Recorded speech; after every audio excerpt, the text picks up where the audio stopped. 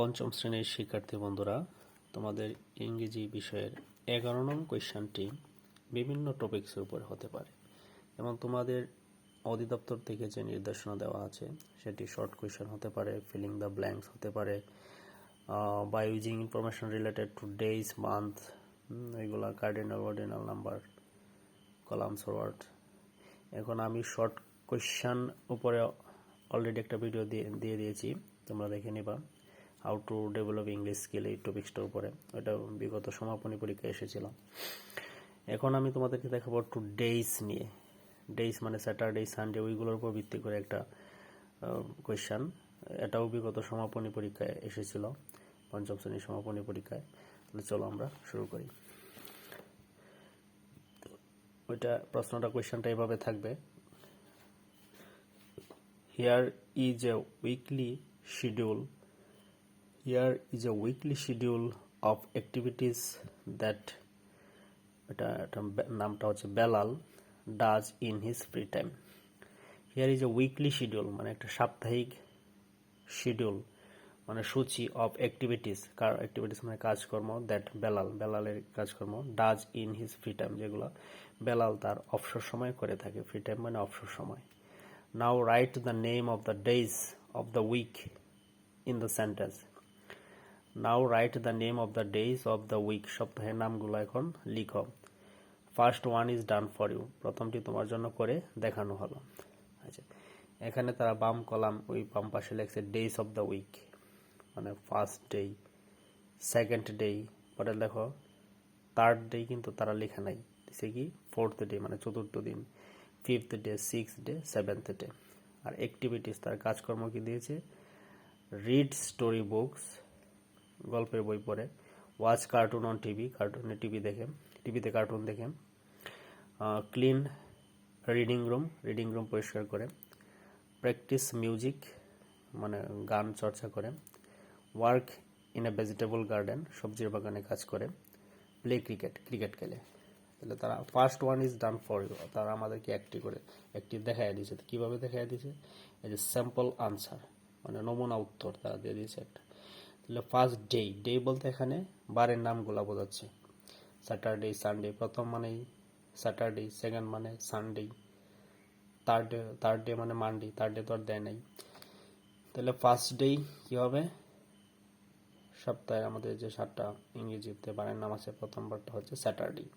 আর বারের নামে আগে অবশ্যই প্রিপোজিশন অন দিতে হয়। কি দিতে হয়? অন। বারের নামে আগে অবশ্যই প্রিপোজিশন অন দিতে হয়।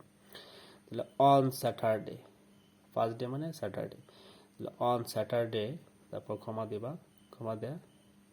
আর ওই যে কাজগুলো অ্যাক্টিভিটিস কাজকর্মগুলো কে করে? বেলাল করে। তারপর লিখবা সাবজেক্ট বেলাল, অবশ্যই বিটা ক্যাপিটাল দেব, বেলাল।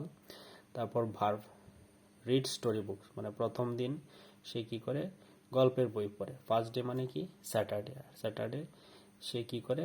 গল্পের বই পড়ে। গল্পের বইটা কি করে? বেলাল। তাহলে বেলাল। এখন বেলাল কোন পার্সন?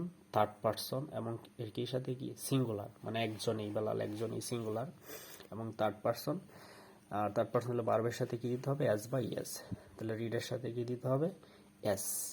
দেখো এখানে কতটুকু আবার গ্রামার যুক্ত করে দিছে। যে সাবজেক্ট থার্ড পার্সন, ওটার জন্য তারা কিন্তু এখানে এস দেয় নাই, এসটা কিন্তু তোমাকে দেওয়ার জন্য তারা রেখে দিছে।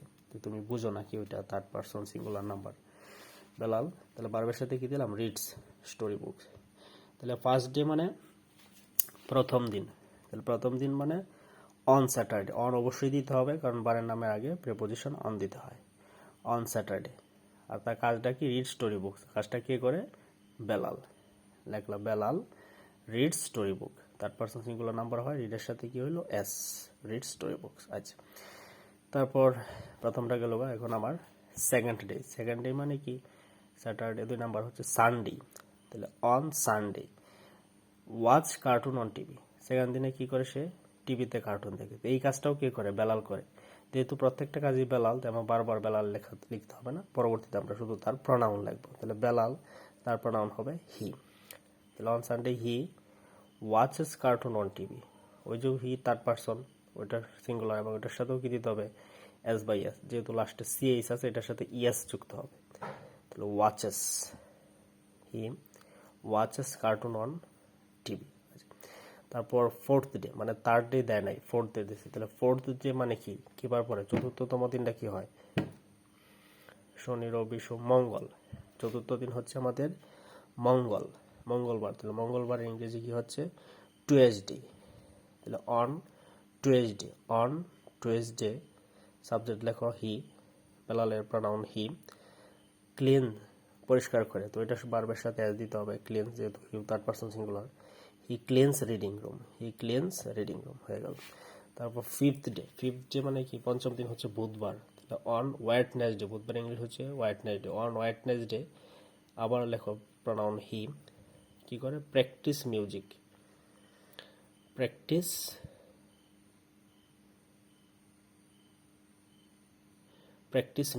তাহলে এখানেও থার্ড পারসন সিঙ্গুলার, এটার সাথে এস দিতে হবে, practice, PRAC TICES, practice music. তারপর সিক্স ডে মানে কি, বৃহস্পতিবার। তাহলে অন থার্সডে হি ওয়ার্কস, ওই যে বারবার সাথে এস দিতে হবে, he works in the vegetable garden. তারপর সেভেন্থ ডে মানে সপ্তম দিন সে কি করে, প্লে ক্রিকেট খেলে। সপ্তম দিন হচ্ছে ফ্রাইডে, শুক্রবার। তাহলে অন ফ্রাইডে হি, বেলালে প্রনাউন হি, প্লেস, বারবার সাথে এস দিতে হবে, প্লেস, তারপর ক্রিকেট। আশা করি তোমরা বিষয়টা বুঝতে পেরেছ। আর তোমাদের যদি কোনো কমেন্ট থাকে অবশ্যই জানাবা, আর ভিডিওটি ভালো লাগলে অবশ্যই চ্যানেলটি সাবস্ক্রাইব করবা। Thank you.